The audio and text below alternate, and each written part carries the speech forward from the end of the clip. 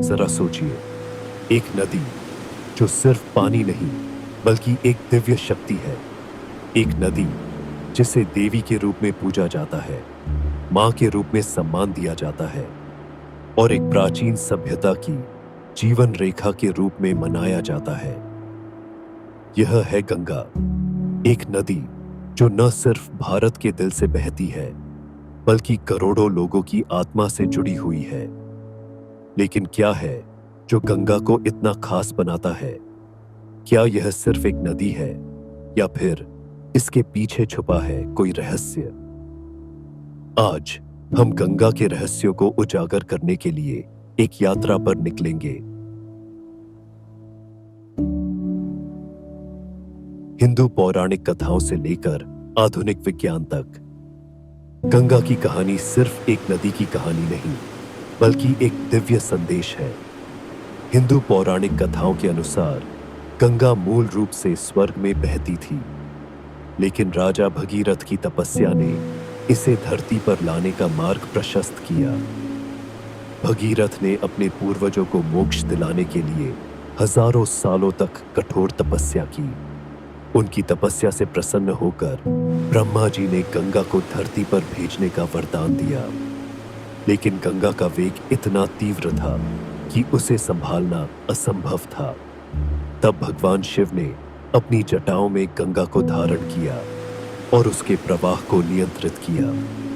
इस तरह गंगा धरती पर अवतरित हुई और भगीरथ के पूर्वजों को मोक्ष प्रदान किया। यही वजह है कि गंगा को भागीरथी भी कहा जाता है।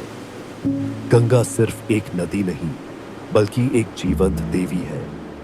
हिंदू धर्म में गंगा को पवित्रता, शुद्धता और मोक्ष का प्रतीक माना जाता है। मान्यता है कि गंगा में स्नान करने से सभी पाप धुल जाते हैं और मनुष्य को मोक्ष की प्राप्ति होती है। कुंभ मेला, जो दुनिया का सबसे बड़ा धार्मिक समागम है, गंगा के तट पर ही आयोजित होता है। लाखों श्रद्धालु गंगा में डुबकी लगाकर अपने जीवन को पवित्र करते हैं।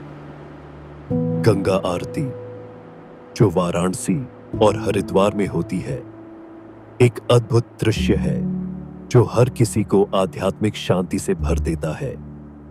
लेकिन गंगा का रहस्य सिर्फ धार्मिक नहीं बल्कि वैज्ञानिक भी है। क्या आप जानते हैं कि गंगा का पानी सालों तक बोतल में बंद रहने के बावजूद खराब क्यों नहीं होता?